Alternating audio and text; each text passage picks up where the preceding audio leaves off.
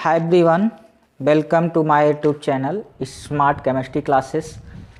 जैसा कि आप लोग कल पढ़ चुके हैं क्रिस्टलीय ठोस और अक्रिस्टलीय ठोस, लेकिन वहाँ पे केवल आपको हेडिंग वाइज बता दिया गया था कि क्रिस्टलीय ठोस और अक्रिस्टलीय ठोस क्या होते हैं। यहाँ पर देखिए, मैं आज आपको चार्ट वाइज, जो कि यहाँ पे दिखाई दे रहा है आपको, क्रिस्टलीय और अक्रिस्टलीय ठोस में अंतर, ये चार्ट वाइज आपको मैं क्लियर करवाऊंगा। और आप लोग कॉपी पेन लेके बैठिए, जिससे ये आप चार्ट वाइज नोट कर लीजिए। और आपको विस्तार पूर्वक यहाँ पे मैं समझा दूंगा जो भी चीज़ें हैं, जो भी चीज़ें आपको कल समझ में नहीं आई थी क्लास में, वो भी चीज़ें समझ में आ जाएंगी। जिन लोगों का पिछला वीडियो छूट गया था वो लोग भी इस वीडियो को अच्छे से देखें, इसमें बहुत सारी चीज़ें समझ में आने वाली हैं पिछले वीडियो से रिलेटेड, और आपको एक बेहतर नोट भी तैयार करने का मौका मिलेगा यहाँ पे। जब मैं यहाँ पे वीडियो आपको पोज करता हूँ या आपको वीडियो मैं रोकता हूँ, उस समय जब मैं बोलना अपना टीचिंग करना बंद करता हूँ, उस समय आप लोग इसको स्क्रीनशॉट ले लीजिए। स्क्रीनशॉट लेने के बाद कॉपी पे नोट कर लीजिए, या तो जब मैं समझा लूँ उसके बाद जैसे ही मैं बोलता हूँ कि आप लोग इसको नोट कर लीजिए, तो आप राइट डाउन भी कर सकते हैं। स्क्रीनशॉट ले लेंगे तो आपको ज़्यादा टाइम मिलेगा और इसको नोट कर लेंगे। आज देखते हैं हम लोग क्रिस्टलीय और अक्रिस्टलीय ठोस में अंतर। क्रिस्टलीय ठोस और अक्रिस्टलीय ठोस में अंतर क्या है। यहाँ पे देखिए लिखा हुआ है इसके गुण, क्रिस्टलीय ठोस और अक्रिस्टलीय ठोस। जैसा कि आपको पता है क्रिस्टलीय ठोस जो होते हैं इन्हें कहते हैं क्रिस्टलाइन सॉलिड, और इसको कहते हैं एमॉर्फस सॉलिड। तो आज यहाँ पे हम देखेंगे कि जो इनके अंदर जो गुण होता है वो गुण कैसे प्रदर्शित करते हैं, इनमें कौन कौन से गुण पाए जाते हैं, इन सारी चीज़ों को आज हम क्लियर से यहाँ पे करेंगे। देखते हैं, सबसे पहली बात आती है इसमें आकृति। सबसे पहले आता है आकृति। पहला पॉइंट है आकृति।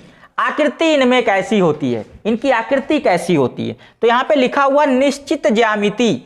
इनकी जो ज्यामिति होती है वो क्या होती है, निश्चित होती है। और इनकी ज्यामिति क्या होती है, अनिश्चित होती है। इनकी जो ज्यामिति होती है वह क्या होती है, अनिश्चित होती है। दूसरा इसमें गलनांक, जैसा कि कल मैंने आपको बता दिया था ज्यामिति निश्चित कैसे होती है, यानी इनके जो पार्टिकल्स होते हैं वो क्या होते हैं, एकदम रेगुलर अरेंजमेंट में होते हैं, और इनमें क्या होती है, इरेगुलर अरेंजमेंट होती है।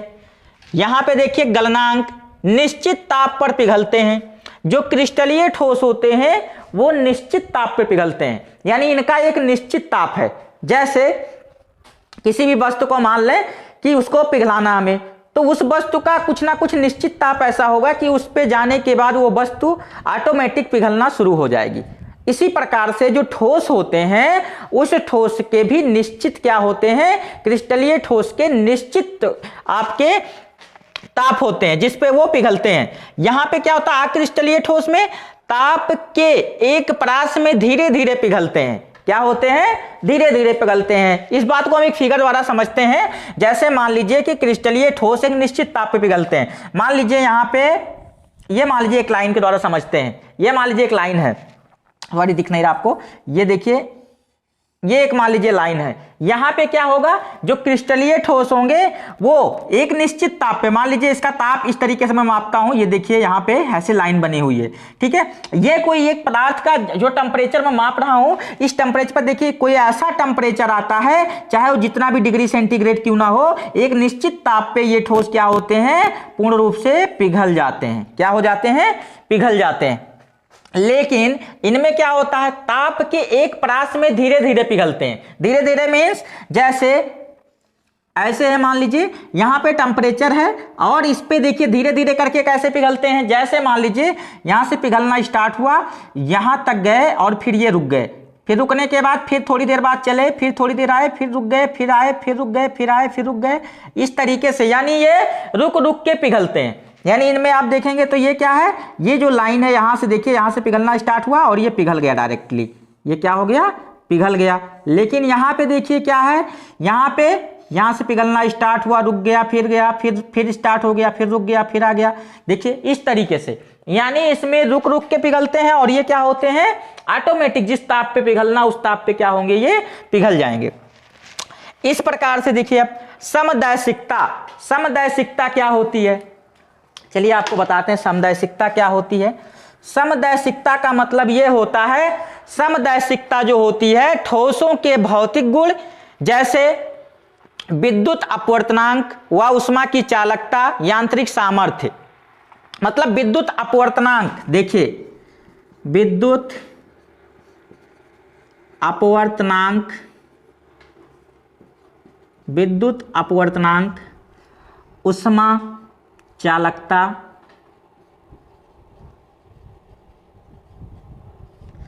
ये आप लोग फिजिक्स में पढ़ चुके होंगे। ऊष्मा चालकता क्या होती है, विद्युत चालकता क्या होती है, यांत्रिक सामर्थ्य, यांत्रिक सामर्थ्य, इन सभी के मान ज्ञात करने पर, इन सभी के मान अलग अलग दिशाओं में ज्ञात करने पर, देखिए यहां पे क्या लिखा हुआ, क्रिस्टलीय ठोस। क्रिस्टलीय ठोस में दैशिकता क्या होती है, विषमदैशिक और समदैशिक।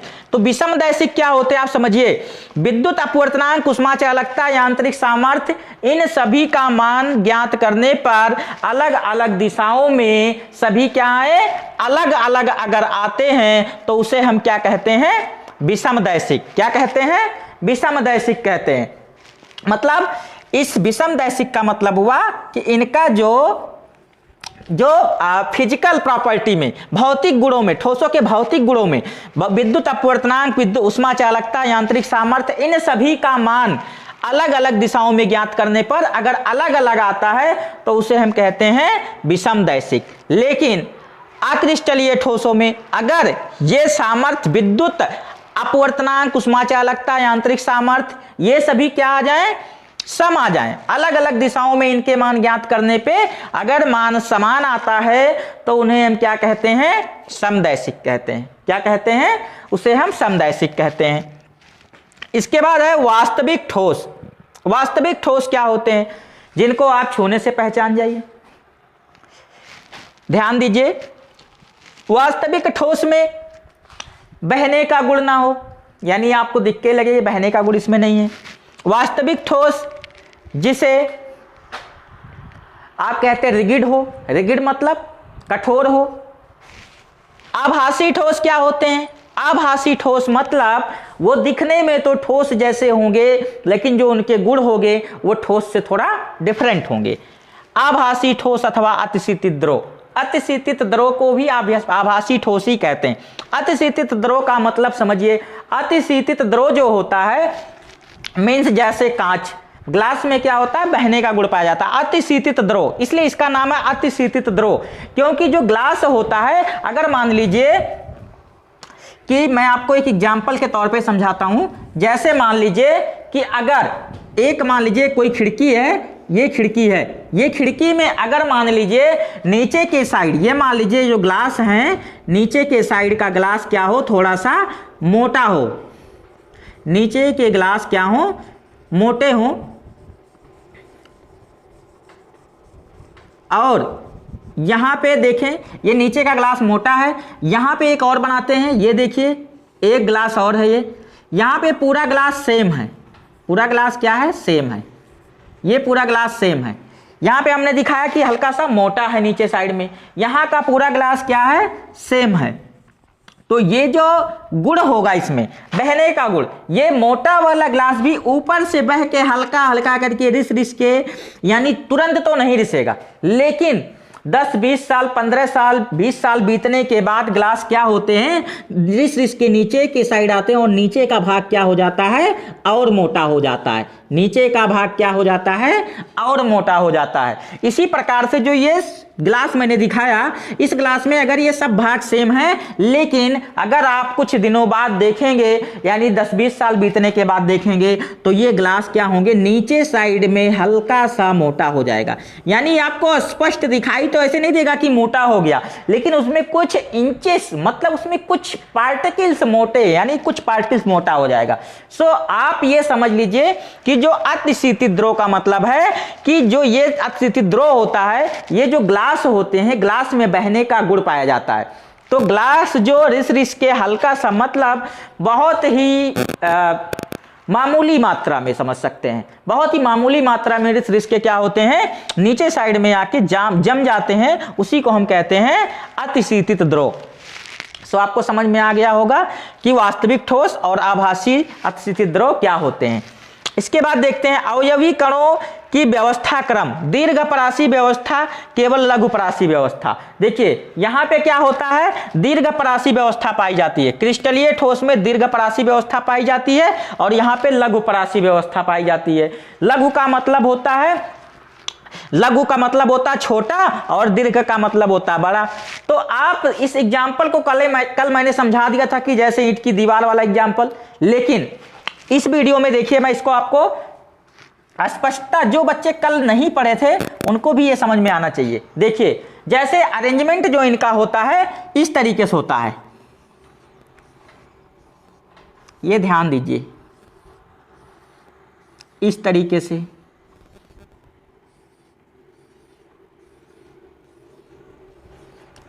से इनका अरेंजमेंट होता है। लेकिन यहां पे क्या होता है, लघु में क्या होता है, देखिए ध्यान दीजिएगा, इस तरीके से कुछ दिखाई देते हैं ये।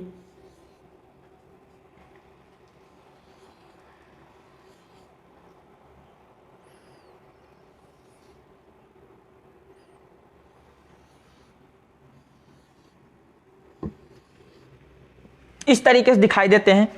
यहां पे ध्यान देने वाली बात यह है कि ये जो पार्टिकल्स हैं किस तरीके से अरेंज्ड होंगे। अब देखिए यहां पे ये मान लीजिए ऐसे हो गए, अब यहां पे इसके बीच में फिर आएगा, यहां पार्टिकल आएगा, यहां आएगा, फिर यहां आएगा, ये यहां पे इसको हटा देते हैं, ये यहां पे हटा दिए।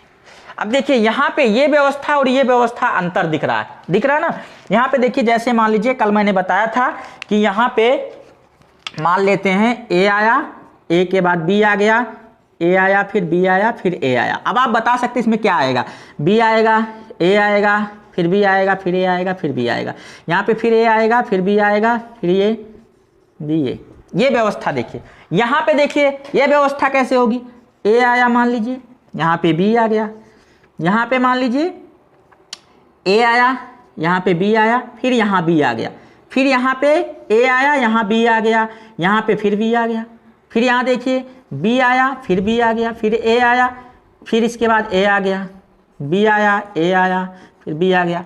अब देखिए यहाँ पे व्यवस्था क्रम देखिए, लघु परासी का मतलब हो गया कि यहाँ पे व्यवस्था बहुत कम समय तक चलने वाली है। जैसे इसको अगर हम आरेख द्वारा देखें तो देखिए यहाँ पे इसको खींचे के देखिए किससे मिल रहा है, ये से मिल रहा है, मिल रहा ना। जैसे भी देखें ए से मिल रहा है, यहाँ पे देखिए ऐसे करके देखिए ए और ए से मिल रहा है। लेकिन बी को मिलाना चाहें तो यहाँ पे देखिए जैसे बी है, ये बी केवल मिल रहा है। लेकिन यहाँ पे अगर हम अरेंजमेंट करें तो देखिए बी के साथ कौन आ गया, ए आ गया। ये क्या हो गया, लघु परासी व्यवस्था। बी के बाद ए, अरेंजमेंट इनका कैसा है, सही नहीं है, लघु परासी है, कुछ समय के लिए, क्षणिक समय के लिए। फिर देखिए ये क्या है, यहाँ पे देखिए इसको मिलाना चाहें तो कैसे मिलेगा, देखिए बी के साथ ए भी अटैच हो गया, किसी भी तरफ से देखिए यहां से मिलाएंगे ए और बी आ गया साथ में। तो ये जो व्यवस्था है ये क्या है, ज्यादा समय तक चलने वाली व्यवस्था नहीं है। जैसा कि कल मैंने बताया था कि ईंट के ऊपर अगर हम ईंट रखते हैं, जैसे मान लीजिए ये ईंट है, एक ईंट के ऊपर ऐसे ईंट रखते हुए चले जाएं, ऐसे ईंट रखते चले जाएं, तो ये व्यवस्था क्या होगी, चलती रहेगी, ऊपर तक चली जाएगी। लेकिन अभी इन ईंटों के बीच में अगर ईंट ना रखी जाए, खोखला कर दिया जाए, तो कितने समय के लिए ये दीवार चलेगी, बहुत कम समय के लिए। तो ये जो व्यवस्था यहाँ पे देखिए, अरेंजमेंट अगर रेगुलर अरेंजमेंट है, सही तरीके से अगर उसको मेंटेन किया गया तो वो ज़्यादा समय तक चलेगा, और अगर रेगुलर अरेंजमेंट नहीं है तो वो लघु परासी व्यवस्था, छोटे समय के लिए, थोड़े समय के लिए वो व्यवस्था है। तो इसे हम क्या कहते हैं, दीर्घ परासी व्यवस्था, और इसे हम क्या कहते हैं, लघु परासी व्यवस्था। तो उम्मीद करते हैं आप लोग को समझ में आ गया होगा, और अगर नहीं आया तो आप कमेंट सेक्शन में जाके कमेंट कीजिए। मैं आपको दोबारा से जो चीज़ें ना समझ में आए आप कमेंट सेक्शन में मुझसे पूछ सकते हैं और मैं आपको दोबारा से बताऊंगा। सो अब हम लोग देखेंगे नेक्स्ट जो है सीबीएसई बोर्ड का कि इसमें इंग्लिश मीडियम से कैसे बच्चे समझ सकते हैं, वो भी हम लोग देखेंगे। सो अब हम लोग देखेंगे कि क्रिस्टलाइन सॉलिड और एमार्फस सॉलिड में डिफरेंस क्या है। सो अभी हमने इसको हिंदी में एक्सप्लेन कर दिया था यूपी बोर्ड के बच्चों के लिए। अब ये सीबीएसई बोर्ड वाले भी नोट कर सकते हैं इसको, और यूपी बोर्ड वालों को एग्जाम्पल लिखवाना वहाँ पे छूट गया था, तो यहाँ पे एग्जाम्पल आपको राइट कर दिया, एग्जाम्पल आप ये भी नोट कर सकते हैं। सो यहाँ पे देखिए crystalline solid, amorphous solid. Crystalline solid और एमार्फस सॉलिड में अंतर क्या है? सबसे पहले देखिए क्रिस्टलाइन सॉलिड क्या होते हैं? ऑर्डर अरेंजमेंट होते हैं। ऑर्डर अरेंजमेंट का मतलब यानी इनका जो ऑर्डर होता है वो रेगुलर अरेंज होते हैं। जैसे हमने बताया था कि एक पार्टिकल्स ए के बाद बी आता है, बी के बाद ए आता है, ए के बाद फिर बी आता है, यह भी मैंने बता दिया था। ये इस तरीके से यहाँ पे क्या होता है? ऑर्डर अरेंजमेंट नहीं होता है। यहाँ पे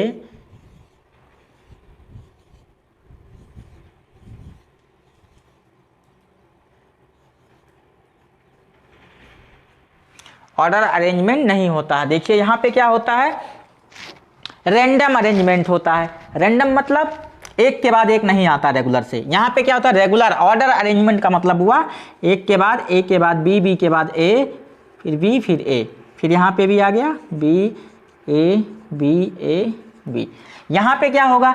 ए आया, ए के बाद बी आया, बी के बाद फिर बी आ गया, ए आ गया, फिर बी आ गया, यहाँ पे फिर बी आ गया, ए आ गया, बी आ गया, बी आ गया, इस तरीके से। यानी ये रेगुलर अरेंजमेंट नहीं है, मतलब ये ऑर्डर जो अरेंजमेंट है हमारे वो क्या है? एक ऑर्डर में चलेंगे। और ये क्या रैंडम क्या है? रैंडम अरेंजमेंट में एक पार्टिकल्स कुछ और आ जाएगा, एक कोई और आ जाएगा, यहाँ पे यानी चेंजिंग होते रहेंगे, डिफरेंट। मतलब एकदम रेगुलर जो इनका अरेंजमेंट होगा वो क्या होगा? ऑर्डर नहीं होगा।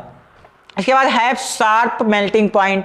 इनके पास भी शार्प मेल्टिंग पॉइंट होती है, जैसा कि हमने पिछले वीडियो में भी मतलब समझा दिया है और अच्छी तरीके से आपको समझ में आ गया, हिंदी में एक्सप्लेन भी कर दिया था, तो ये आप समझ सकते हैं। हैव शार्प मेल्टिंग पॉइंट, इनके पास एक शार्प मेल्टिंग पॉइंट होती है। Melt over a range of temperature, ये एक over a range of temperature पे जाके मेल्ट होते हैं एमार्फस सॉलिड। ये फिक्स्ड हीट ऑफ फ्यूजन, इनमें क्या होता है? फिक्स हीट ऑफ फ्यूजन, यानी इनको फ्यूजन का मतलब इनमें जो फ्यूजन होता है एक फिक्स हीट पे होता है। लेकिन इसमें क्या होता है? Don't have fixed heat of fusion, मतलब इसमें कोई फिक्स हीट फ्यूजन नहीं होता है, कोई फिक्स हीट नहीं होता जिसपे जाके फ्यूजन करेंगे। यहाँ पे देखिए दे आर ट्रू सॉलिड, ये क्या है? ट्रू सॉलिड, जिसे अभी हमने बताया वास्तविक ठोस। ये क्या है? They are pseudo solid are and इसके बाद सुपरक्यूल लिक्विड, यानी इसे हम क्या कह सकते हैं? दे आर स्यूडो सॉलिड या सुपरक्यूल लिक्विड। स्यूडो सॉलिड, सुपरक्यूल लिक्विड, अभी जैसे मैंने ग्लास का एग्जांपल बता दिया आपको। डेफिनिट शेप, इनमें शेप क्या होता है? डेफिनिट होता है।